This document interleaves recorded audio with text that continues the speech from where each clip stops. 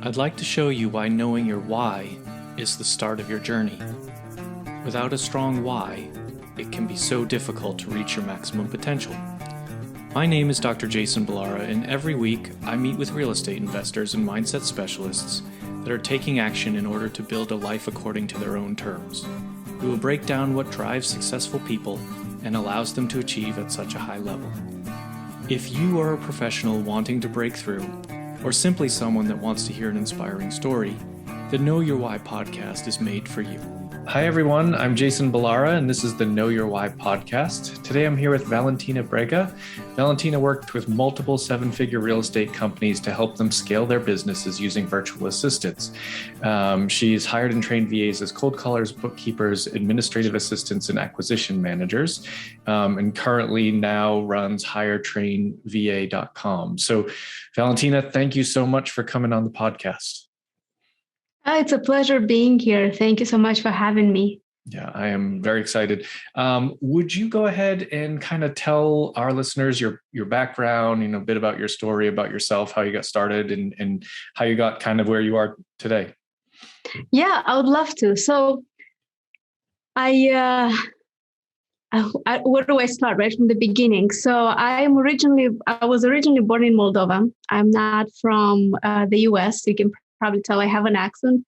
And I moved to the States about almost 4 years ago. And so, when we moved here, I mentioned that in a different story, we moved here with just $400 in our pocket. We really are living the American dream. And my husband, me, and our 1-year-old daughter at the time, we moved here without having a job or a place to stay or a car or insurance or we never rented a place in the States, so no one could give us an apartment to rent. It was just a lot of headache at the beginning. But eventually I'm happy where we are right now. I found a job after 1 month of being in the States, and it happened to be in a real estate investing company. And I was going to be the person to answer the phones, which to me was so exciting at the moment because I could work from home and I didn't need a car, right? We didn't have a car at the moment at that time. So it was such a blessing for me. And I was so hungry and I was so determined to do a good job and to hold on to what I have, even though I had no previous experience in real estate whatsoever. And probably because of that, I had really good results. I was promoted 3 months to a lead manager and then 3 months later to sales director. So the company did really, really well, and it still is doing very well. And I'm still very, very close to everyone at that company. So that's kind of how it got me started. Because a lot of people saw the results that I'm having for Blackjack Real Estate, the company I used to work with before, they approached me and they said, "Hey, can you do the same thing for my team? Can you train my team on everything that you know? Can you help us get the same results that you're getting for this company?" And I love the idea. I did a little bit of consulting, but I just decided that, what I know, I can teach others. Because I'm not American myself. I know the mindset changes that I had to go through. I know it's a different culture. It's a different work environment. I know what I had to adapt to, right? So I understand virtual assistants very well. I believe there's a ton of talent worldwide. We just got to find it. So, and that's what I wanted to do. I wanted to find talent, and I wanted that the companies that I work with to have the same results and the same success that I had with the company I was employed with. So that was how we got it started. Yeah, and I mean, obviously, you're very ambitious and hardworking, and kind of all of that goes into this. Your fast growth as once you move to the U.S. I think that's obviously like very impressive. I do think that your particular skill of training people, placing them into these positions is, incredibly valuable, maybe one of the most important skills, because there's a whole lot of people out there that are, trying to get their trying to get their businesses off the ground, or maybe their business is well established, but they're, continuing to grow. And how do you manage that, right? You've got to bring people in, and it's probably very close-minded to think I can only find people local to me, or, even just in the US, like that's not, there's a whole world full of talented people, and, kind of being able to tap into that is can only help you in terms of growth and expansion of your business, and I guess probably your mindset as well.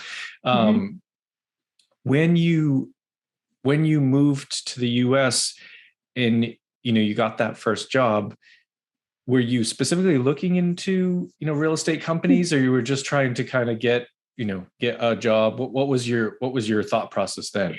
That's a funny question, because so when I moved to the States, I had my own goal. I said, every single day I will apply to 3 jobs. That was my goal for the day, right? Send resumes, but be very, very particular, be very detail oriented when it comes to just make it a perfect application, understand what they want, and be, and try to see if I'm that person, and show my capabilities in a way that would look good for that company, hiring company. So I have a degree in finance, and I was looking to work at banks. But because I didn't have a car at the moment, again, it's like, how would I commute? How would I go? So I saw this opportunity work from home in real estate. And even though it was my goal to apply to 3 jobs every day, I kept the tab open probably for a week. I did not have the courage to apply. I was applying to anything else but real estate. And the reason for that is because, it was a limiting belief for sure, but I was thinking, well, why would they take me? I have no experience in real estate, absolutely none. I had this limiting belief also that I'm going to be competing with Americans, and they know what they're doing. They know the market. I am just going to be a small fish in this big pond. And I know not, like, it was just such a limiting belief of mine. And now that I look back, obviously this whole experience has changed me, increased my confidence as well. But yeah, that was, to answer your question, that was the last thing that I applied to. And the only reason I applied, I was like, come on. The worst thing that can happen is they're going to say no. It's true. That's it. I'm going to meet my goal. I have to meet my goal of applying to 3 jobs. And so that's, I was very surprised. I applied. I was very surprised when I got that phone call. And after the initial interview that I had with the COO of the company, I knew exactly this is the place I wanted to be. Exactly. Like, I went to my husband. I said, I don't care about any other jobs. I'm not going to apply anywhere. This is it. That's where I want to be. And why it made such a big impact on me is the interview question. So the COO, his name is Nate. He asked me, he connected with me human to human. He wanted to know my story. He wanted to know, my life, or my ambition, my motivation. He didn't really care about my experience. And I was so worried that, I'm not going to be accepted at this job because of my experience. And he later told me, he said, you are hired because of your hunger, because of your ambition. Because if you did everything, you left everything behind, you started everything from scratch. Like, if you did this, there's nothing that you can do. And that really, I don't know if he realizes how much those words impacted me and how much it boosted my confidence. And it's like, yeah, I got it. I can do it. And I delivered good results to the company. Yeah. And I love that story, that point, because I think that's a tremendous mistake that gets made in lots of businesses and in a lot of corporate business, corporate America, a lot of businesses, people are just, they're trying to, sort of fill a spot. Mm-hmm. And if I don't care if the person I'm hiring knows everything that needs to, to be done in that position, because if they are hungry, they have a good work ethic, they can fit into the culture, they can learn the rest, right? Like someone who has that, you moved to the US, you set a goal to apply to 3 jobs a day. like, most people don't do that. Most unemployed people that already live in the US don't do that, and they stay unemployed for that reason. Like, they don't put in the work that it takes to make something like that happen. And so just, right off the bat, you give that, kind of aura of, hey, look, I'm here to work. I'm going to make things happen. And, you proved that. So it's like, I would much rather hire someone like you and almost create a job for them. Like, I meet some people that I'm like, I don't have a job for them, but I'm going to make one because I want them a part of the company. Like, it's just, I just think that most people hire backwards. And this is how it should be done. Like, this is the right way to do it. But most people hire with, here's this job box.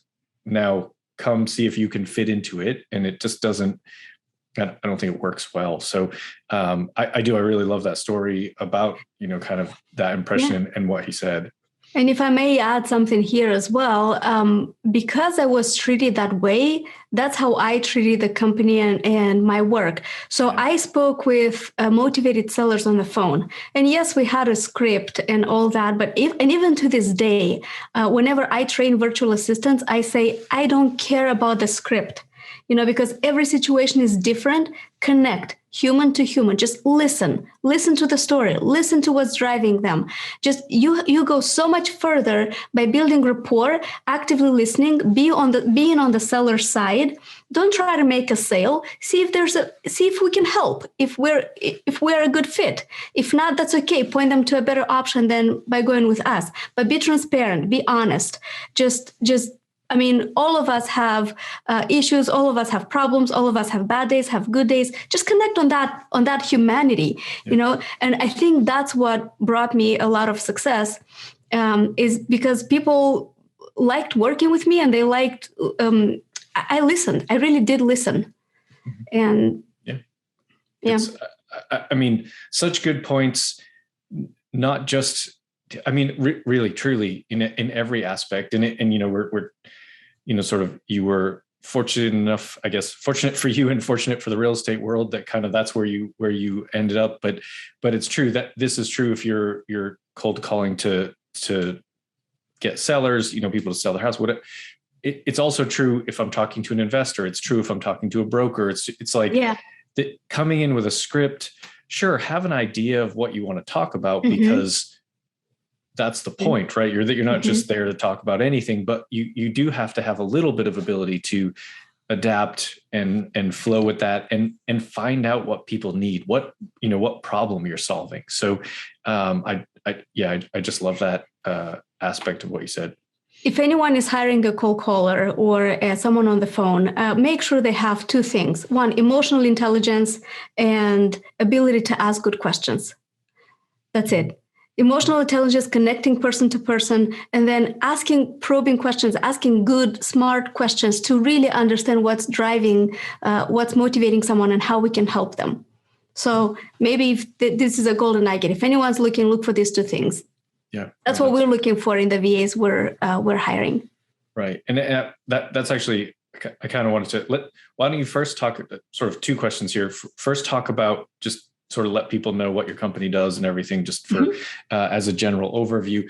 But then I do want to circle back to what you were just talking about in that if you're looking for those people, how do you find them, right? So first, just give us an overview of what you do now, what your company is doing, and then maybe we can talk about how you find those people to place as VAs. Yeah, absolutely. I would love to. So my company is called HireTrainVA. And just like the name suggests, we hire and we train virtual assistants. So we keep it simple, keep it focused. That's what we do, HireTrainVA.com. And we are looking for virtual assistants all over the world. And just so you can picture it, we have so many applicants that want to work with us. We only accept 5%. So we reject 95% of the people that apply for various reasons. Maybe their English is not good enough. Maybe they have a lot of red flags. Maybe they show bad attitude, or they worked a couple of months in a company, a couple of months in a different company. They don't have a steady work history and a good work history. So for whatever reason, we only work with about 5%. Those are 5% that we think are good for our clients, for investors. And then we present this 5% to our potential clients, and they get to select who they like. So when we select a person, when we present the candidates, we show, we always test the VAs. We have a role play that we record so people can watch the role play so they know what that VA would sound like on the phone and what their level of English is. We can show their work experience, work history, whether or not they speak Spanish or not, right? English or Spanish as well. So that you get a lot of information, and then you get to choose who you like to work with, who you think is a good fit. Of course, we'll make recommendations as well, but we don't want to limit people to just what we think is right for their business. We're giving them access to everyone. So you select the person that fits best in your culture and in your company. So we do have a very thorough screening process. We also check personality. So we do have personality surveys that everybody has to take. So aside from the personality surveys, and you're looking for these people that, kind of, they're active listeners, they're asking good questions, that kind of thing. What I feel like it's a hard thing, right? I think it's a hard thing. And if you're narrowing it down to 5% of the applicants, I feel like that's a hard thing to really, that's a lot of screening and probably from again, this goes back to what we were talking about before. Like there's probably a lot of companies that would just kind of bring anyone in, try them out. And I love that you're not doing that. And you're really trying to preserve that, call it culture or whatever, that level of quality in the virtual assistants that you place. What else, kind of maybe walk us through some of what you're doing to decide that they sort of meet the criteria, not even necessarily for the specific position, but just meet the criteria to be accepted in that 5%.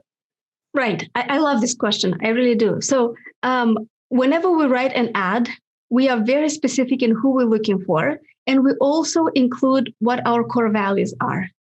So we make it very clear that we are looking for people that embody these core values.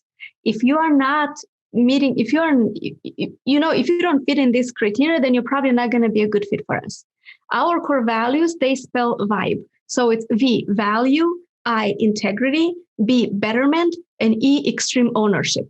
So value, you got to bring value. You want to be excellent. You want to bring good results. If that's like, even when no one is watching, this is who you are as a person. That's core to you, right? So you bring value. Integrity, that goes without saying, right? Being honest, doing the right thing all the time, doing what you're supposed to be doing. B, betterment, personal and professional development. I love reading books. I like being better at what I do. And we want people who are just like that as well. And extreme ownership. Before you point fingers at anyone else, look at yourself. Is there something else that I could have done? You're responsible for your own mistakes. You got to own your mistakes. You got to own your successes. And you don't need to be, you don't need somebody to hold your hand. You just own it. You own that department. You own your skill. So these are the values we're looking for, and we are being very specific about mentioning them, making sure we mention them in the ad. Another thing that we do is we give specific instructions on how virtual assistants should apply. So to apply, please send an email with the following subject line. Please send us a voice recording and your resume. That's it, right? So whoever doesn't meet those requirements, I don't think they're detail-oriented enough to be in this job, or maybe they're just generically applying everywhere and they're not specifically looking to work with us. So we don't move forward with those candidates. And then those that do receive, those that do meet all the criteria, we listen to their audio recording. What does their English sound like? Do they have a very thick accent? Do we understand what they're saying? And you can tell I have an accent as well. English is not my native language, right? So we're looking for people with minimal accent, but I've seen people that have their English is way better than mine. I mean, they sound just like a native, you know. So and they are from the Philippines or from Egypt, and their English is phenomenal. So that is one thing that, again, we're looking at, voice recording. So that's another filter that we go through. Those that pass the voice recording, then they receive an invitation to the first interview with us, and then they have a second interview with us. So it is like a funnel if you think about it. Yeah, and I mean that's a more rigorous screening process than a lot of people go through in terms of hiring for their own companies. So I mean, go ahead. If you know the book Who, what's the full name? The A method hiring, or hiring A personalities, or A type personality, something like that. But the name of the book is Who, WHO. And it goes, this is the method of how to hire people. And that's the method that we follow in our company. It has 3 interviews. The first interview is very short, about 20 minutes, is just to separate the A players from the others, from B players and C players. So the A players are then invited to a second interview, which goes very much in depth of why did you leave your previous job? Tell me about your metrics. We just really don't leave any stone unturned. What happened? Who are you as a person? And then the third interview is when we check references as well. So that's based on that book. So, but you're hiring people to then place in other companies, right? They're really going through, if they're going through 3 levels of screening with you, then there's another, additional level or 2 of screening with whatever company they're going to get hired onto. I mean, that's quite a bit of scrutiny. I think that's fantastic. I think it's, it goes to that whole, I think people say hire slowly, fire quickly, or, that sort of thing. I think that really makes for you to have a successful track record as someone who's, kind of placing these VAs with these different businesses. I know you and I have talked a little bit about this already, but maybe just for people to know kind of what's the process? Like if I'm coming in and I want to hire VAs, on the other side. So now I'm the person looking for the VA. What's the process on that end? It's very simple. Once you decide to work with us, you will receive access to our dashboard where you can see all of the virtual assistants. You can see their work experience. You can watch the role play. You can watch the full interview, the second interview when we go really in depth. So you can watch that whole interview just so you get a better understanding of the candidate. Once you like someone, you shortlist them directly on our dashboard, and we invite them to an interview. You just select the date and time that you would like to interview them, and we will coordinate that with a VA. And that's it. So we don't even consider that an interview. It's more like a meet and greet. So some people just, they watch the interviews and they say, I want to hire this person. I don't need a meet and greet. I want them to start on Monday, for instance, right? Okay. But usually we recommend for you to meet with your virtual assistant, see if there's good chemistry. We talk about all the expectations. We check again that they're not working for another company, making sure they have power backup, they have good noise canceling headset. They're all technically prepared. We do want the client to hear the VA say that. So, it's that we would like to have the meet and greet. Once you select a candidate that you like, we will train them for 1 week. And even the people that have a ton of experience in cold calling, they give me comments like, I learned so much from the training with you. Because like I said, I love reading books. I like educating myself. I did the same position. I know exactly what kind of sellers they will be talking to. I know the objections. And I learned all of that through my own bruises. And at the end, it's like I almost never got any objections, any pushback, because I understood how to ask questions in a way that connects with the seller and that diffuses that alarm, or is just they trust me. So I'm teaching the VAs the same thing. And even though they have a ton of experience and a good track record, they still say, I learned so much from the training with you. And so we highly recommend that everybody goes through the training. And then Oh, go ahead. No, if there's more, I have lots of questions, but I don't want to interrupt. Yeah. No, there's just like one more thing. So like, people say, oh, but it's just 1 week training. No, it's not, because that's 1 week training of theory. Then once they onboard with you, we will still be working with that VA for 30 days. So they are working, bringing you money or making you money, bringing you leads, and we will analyze their calls. We will track their reports to make sure they're hitting the number of leads they're supposed to. We'll hold their hand, make sure it's a smooth integration for you and for them. So, yeah. Are most of the VAs that you're hiring for cold calling? I know you do other things, but do you feel like that's the most kind of maybe common position, or I guess maybe most wanted or needed type of VA that people are using? Yes, it is. It really is. I thought it was going to be more like a follow-up specialist, more like a lead intake person, answering inbound calls. Yeah. That's the position I had when I was with a real estate company. But no, it turns out it's cold calling. People want cold callers, and good ones. Yeah, I mean, yeah, it'd be an incredibly important position to fill.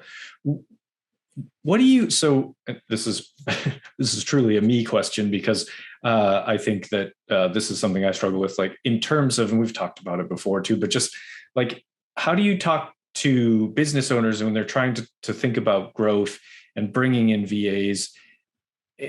What if, like I said, this is me. Like, what if you don't know where you should bring them in? Is that something that you can help business owners with, in terms of maybe some guidance, like, hey, tell me what you're doing, this might be what you need? Is that or are you just like, no, you need to have an idea of what you want? I think it's just because I know I've definitely heard and talked to other people that are sort of in the beginning stages of their business that are like, I know I need help, I just don't know what I need help in and how to make that happen. So do you help with that side of things too? Yes, I do. And it's funny that you ask me, because this is the question that I get asked most often. Like, I don't know what I don't know. I know I need help. I'm swamped, but I don't know what to delegate.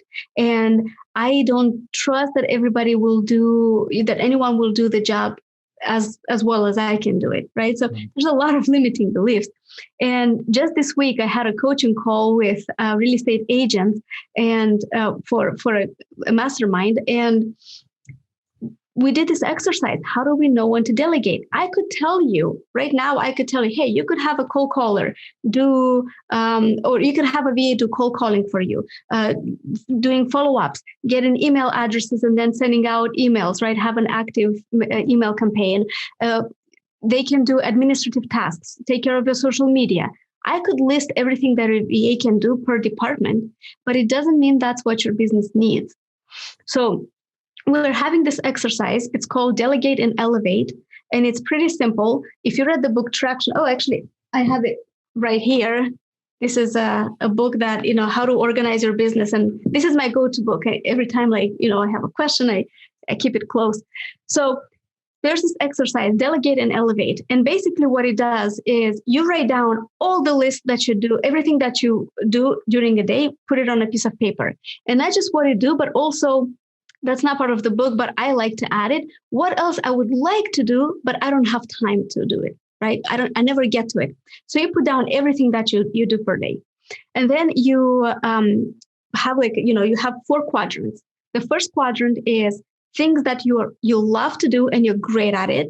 And then you put things that you like to do and you're good at it. There's a subtle difference, but these are different. I love it and I'm great at it. And then I like it and I'm good at it.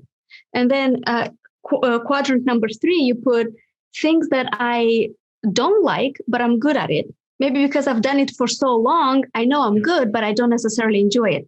And then in the 4th quadrant, you put things I hate and I'm not good at.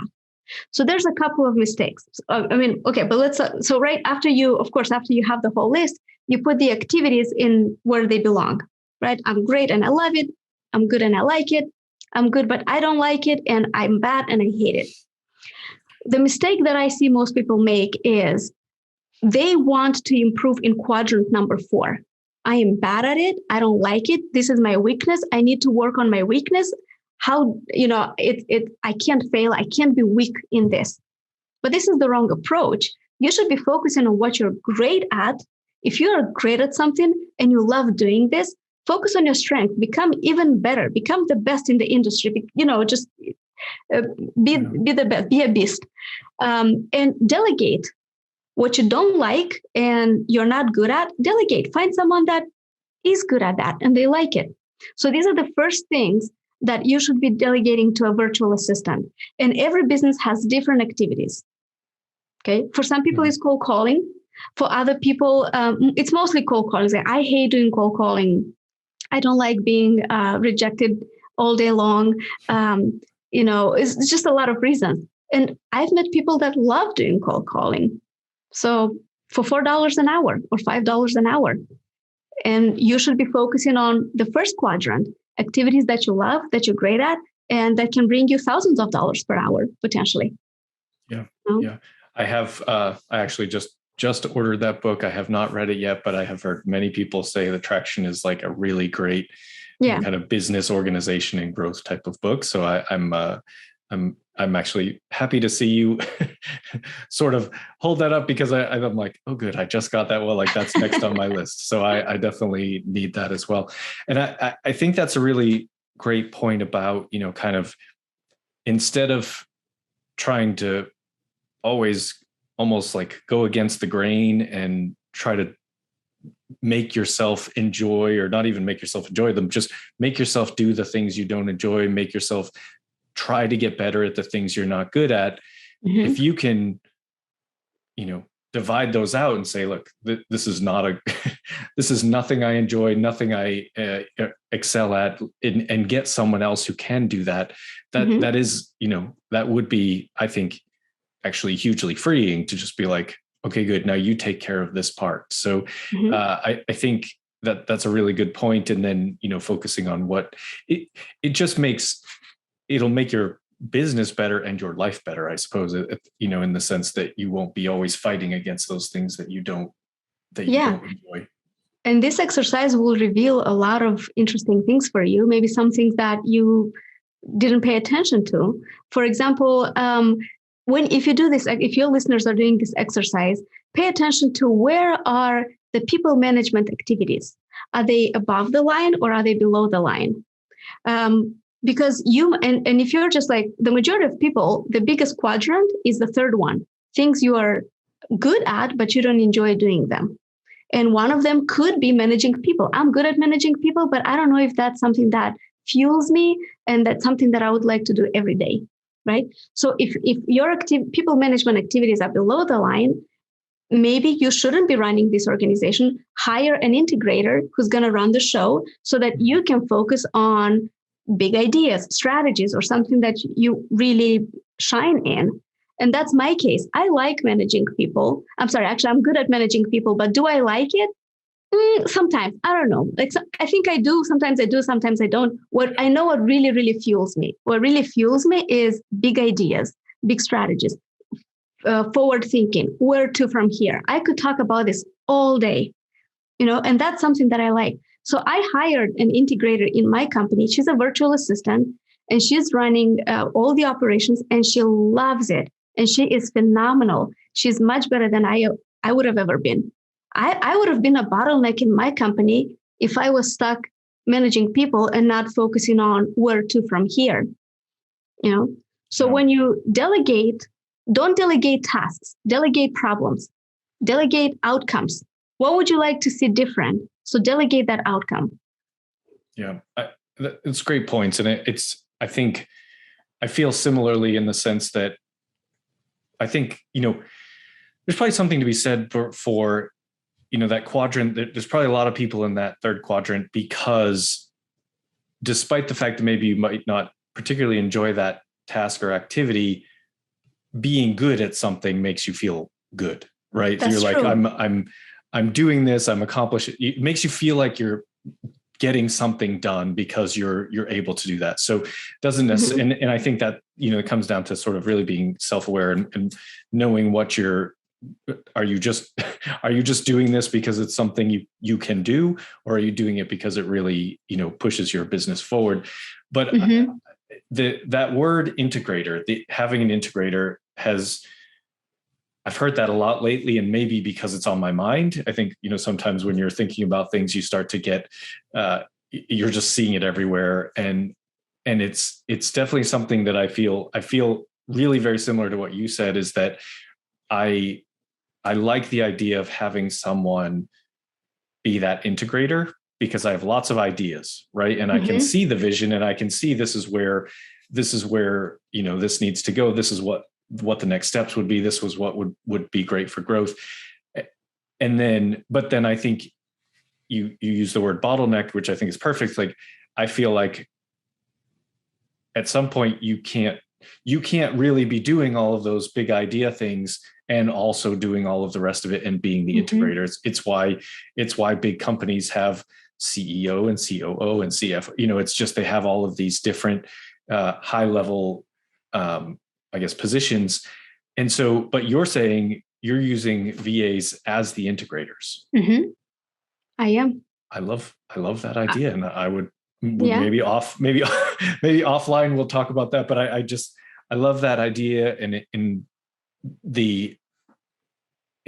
it would be phenomenal to be like, these are my ideas. Can you make them happen? Let me know where you need help, kind of thing. Like that's, to me, that's like the perfect, perfect type of way to run a company, and just have ideas and let everybody else get excited about those ideas and then make them happen would be amazing. And she's phenomenal. She's loyal. She's dedicated. She brings ideas. She's, it's amazing. Yeah. So. Yeah. I very much subscribe to the idea of, and this is like in, not just as in my businesses, but like in jobs, is like, as a veterinarian, I really like to teach my techs. Here are things, like teach them as much as I can teach them, and then empower them to do those things and do them well. And I feel like giving them, sort of ownership of as much as I possibly can, really, I feel like they enjoy it. And I feel like it, gives people more of a sense of purpose than trying to micromanage them. And that's what I would like in that, kind of the idea of VAs as well, is just like, hey, here's this thing, like you run with it, you make it grow, you be in charge of that, branch. Extreme ownership. Yep. One of our core values. You own it. Yep. You get it out. You got it. And that's, I think I'm so glad that, we're having this conversation and that people hear it, because I do think that, I assume I'm not alone in this, but I have, you hear about people using VAs, but I don't hear a lot of people talking about them in the way that you're describing it. In this, it's almost just like, it gets talked a lot about, here you can have people do these tasks and it's less money than if you hired someone. But I think, actually having them as a true integral part of the business is to me is a lot more appealing than just sort of taking advantage of someone that will work for less money. Like, I don't. Oh, you hit the nail on the head here. Absolutely. I always tell everyone that I work with, don't treat your VAs as freelancers. Treat them as your employees. Treat them, have meetings with them, one-on-one meetings where you connect personally. Yeah. Ask them about their family. Ask them how things are going with them. Some of the questions that I ask in our interviews are, where do you think, or in what way am I not allowing you to grow the way you would like to? Or how can I pave the road for you so you can grow faster? What do you want to do? I have a VA who wants to be a lawyer. It's like, okay, well, I want to help you get there. I understand you're not going to be working with my company forever. I understand. How can we get you to be where you want to be? How can I pave the road for you? I care. I really do care. And I think maybe that's why I have such a loyal and dedicated team. Yeah. No, I think it makes a huge difference. Just, you're everything you're talking about is sort of, I think, the exact right way to hire people, right? It's like you're really narrowing it down. You're being very specific about what you want from them. They've got their, sort of fundamentals, the VIBE acronym, all of that, being described right from the beginning. It's going to be hard for someone to fake that right? Like you're not gonna go through that whole screening process and probably get tricked that they have all of those values and things like that. It's just, there's too much. But so many people, they meet someone for 10 minutes and they're like, okay, you're hired. We need to fill a spot. So, and then treating them as if they are, you want growth, you want to pave the road of success for them. All of that, I think, is just really, really the ideal way to kind of look at, employing people. Yeah. So cool. That's how I was treated when I had my job here in the States. That's how I was treated. Before that, I had a different mentality. I had a different mindset. I was thinking more, stay in your swim lane, do what you're supposed to be doing. Don't come with new ideas. Your manager knows exactly what they need. So you just do what you're supposed to be doing.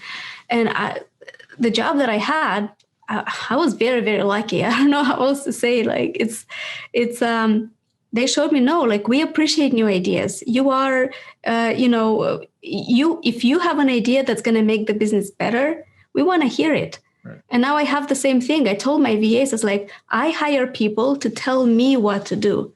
You are experts, right? You are here for a reason. You are the expert. And the more you do this, the more of an expert you will become. So you tell me what you need from me and let's discuss it. But, don't be afraid to come up with ideas. Yeah. Yeah. I love that. Well, Valentina, let's switch gears here and let me ask you the questions that I like to ask each guest. The first one is based on the name of the show being Know Your Why. So what's your why? What drives you? What kind of, gets you fired up for the future? I thought about this a lot. I think this is my why. I'm still maybe looking for that perfect why, but I know I remember my childhood. I remember how I grew up. I remember how, times when we didn't have anything to eat, and I'm not exaggerating. My mom told me that much later when I was an adult. I had no idea this was going on, but she had to go to my grandmother's village to pick up apples and pears and then go to the market in the city we lived in and sell them at the market. If she made a sale that day, she would have enough money to bring to buy food for us. If she didn't make a sale that day, then she would knock on the neighbors' doors and ask for some bread or ask for some food.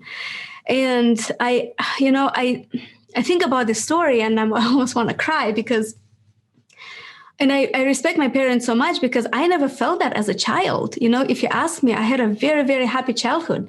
I was never cold. I was never hungry, but I didn't know what happened behind the scenes, how much my parents had to fight for that. So of course I knew we were struggling financially and I didn't have new clothes or new shoes. I wore the same pair of shoes for 3 years. I still remember that. So I think my why back then was I can't wait to grow up. I can't wait to be in control of my destiny. And I can't wait to build something out of my life. I hated the fact that I can't be in control. I just hated it, And I really appreciate my parents for encouraging us to continue with our education. My parents could have sent us to do some work, right? Like, I don't know, wash the dishes in a restaurant or something. And because we were so struggling financially, and my parents always said, focus on your education, study, do well, have a better future for yourself. And my dad always said, study English. And study English because that's going to open a lot of doors for you. Now, English is not my native language, right? So he's like, if you know English, it's an international language. You will have a good future.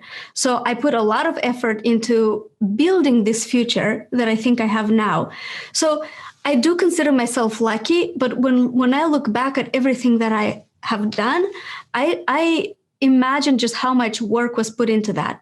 And my why is this, I want to see the results of all the sacrifices. That's my why. I deserve it. I deserve all the sleepless nights that I had to study. I deserve all the panic attacks. I deserve all the financial struggles and everything my parents had to go through. And I want to do it for them as well. I want to retire my parents. I want to thank them for everything. But I think ultimately my goal is I want to know that this is worth it. I want to see the result. Well, for someone who started that out with, I'm not sure what my why is, it sounds like a pretty strong and passionate why. So that was, that's great. And I think those sacrifices that parents make for us, and that, we try to make for our kids too, but that stuff, that being a kid and not having everything handed to you, but not feeling that struggle because your parents are sort of taking that on themselves, I think is huge. And I have a similar sentiment with my mom. So I totally get that feeling. And I always think, like, if I talk to someone, we didn't have money. There's like, I tell little anecdotal stories about, stuff that happens when you don't have money, and like, so people that didn't experience that will, sort of feel bad for you. And I'm like, I never felt like there wasn't love. I never felt like I wasn't happy to be like, I didn't feel it, right? I didn't feel that struggle. It's like, sure, maybe it was different. And maybe as I got a little bit older, I was probably reluctant to bring friends over the house and stuff like that. But like, oh yeah, I did, it's not, but that's not a thing that I have any, I don't know, any ill will towards my, like, I never felt unloved, which is, I think, like, that's what matters. I know that she did what she could do for us. So I totally share the sentiment of, kind of wanting it to be worth it, and see how that can go, how you can, kind of rewrite the story, I guess is pretty cool. I really like that. So second question, what is something about you that, maybe people don't know, it's not common knowledge, a special skill, a hobby, something that you really enjoy? Again, no wrong answers to any of these questions. Interesting. Maybe the fact that I speak 4 languages could be. Doesn't actually surprise me. I feel like most people outside of America have a lot of language experience and, speak multiple languages well. And then here we don't. That's not true. I met people here that speak, So I met people that speak 3 languages, 4 languages fluently, much better than me. So well, that's good. I sometimes feel like we as Americans sort of act a little bit entitled about the language thing because English is the international language, and it's like we expect everybody to speak it. We don't expect ourselves sometimes to know other languages. So I think it's really impressive when people have multiple languages. I do not, and I feel badly about that. When people hear this and they want to reach out to you, what would be the best way? I would love to speak with people and see how I can help them grow. The best way is probably go to the website HireTrainVA.com. Just like when you hire a person, HIRE, not HGER. So HireTrainVA.com. Book a call with me and let's chat. I like to connect with people. If I can help, I'd be happy to. If not, I will guide you maybe to something that might work better for you at this particular stage. So, awesome. Yeah. Awesome. And we'll put that in the show notes too. But final question for you, Valentina. What is a piece of advice you would give to someone who is trying to, they're in the beginning stages of their business, whether that's real estate or some other business, but just, kind of how would you help them, kind of, I guess, move forward, take that leap? You just said it. You just said exactly what I wanted to say. Take the leap. Don't overthink it. Just start. Just do it. It's better to have a diamond in the rough than a perfectly polished pebble. So it's you will get there. Just don't overthink it. You learn so much more from experience. You learn so much more from on the go.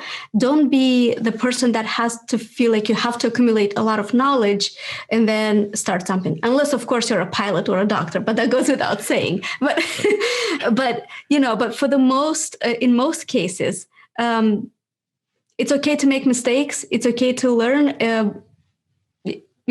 Just do it. Honestly, just do it.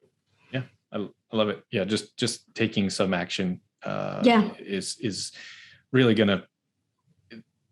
You can't start without taking some action, so you might as well just kind of get it out there. I like that. It's better to be a diamond in the rough than a perfectly polished pebble. Very cool. And I always say that you can never steer a ship that stays still. To steer the ship, you gotta move. Yeah. So, that's it. And I wish I had this mentality sooner. I wish I knew about this before and applied this before and wouldn't let the limiting beliefs in my head stop me, because we always worry about what if I'm not good enough? What if people will think, but people have their own worries. They don't really care about your failures. Just grow out of this, become better. One day you'll become a funny story how you learn things. I have so many stories how I learned things in the real estate, with the company that I worked with, because I had no experience, but that's what got me where I am now. That's why people came to me because I learned from them and I grew from them. Yeah, absolutely. Yeah, absolutely. Really great advice. And, thank you so much for coming on and sharing your story. And I think the service that you offer is phenomenal. People should, myself included, should be definitely take advantage. I think it's really great for business growth and all of that. So thank you so much. I just want to say one more thing. I'm sorry to interrupt, but I haven't done this in any of the podcasts before, but I want to do this for your listeners. If anyone wants to hire a virtual assistant, I would love to give them a code, a discount. So if you can write this down, or if those who are listening, if you put the code POD10, like podcast POD10, or ask me or tell me, hey, I saw you on this podcast and I really want to buy a VA. So, and I'll remind you, like, hey, you can have 10% off. So POD10, it gets you 10% off to any of the services. Awesome. Thank you so much. That's very, very generous. Great. And we'll put that in the show notes too, so people have it. But yeah. Again, thank you. Thank you for coming on. It's great talking to you again. And I think so much important pieces of information and value for people listening. So thank you very much, Valentina. Thank you so much. I really, really enjoyed it. Thanks. All right. Well, we will go ahead and sign off. I'd like to show you why knowing your why is the start of your journey. Without a strong why, it can be so difficult to reach your maximum potential. My name is Dr. Jason Balara, and every week I meet with real estate investors and mindset specialists that are taking action in order to build a life according to their own terms. We will break down what drives successful people and allows them to achieve at such a high level. If you are a professional wanting to break through, or simply someone that wants to hear an inspiring story, the Know Your Why podcast is made for you.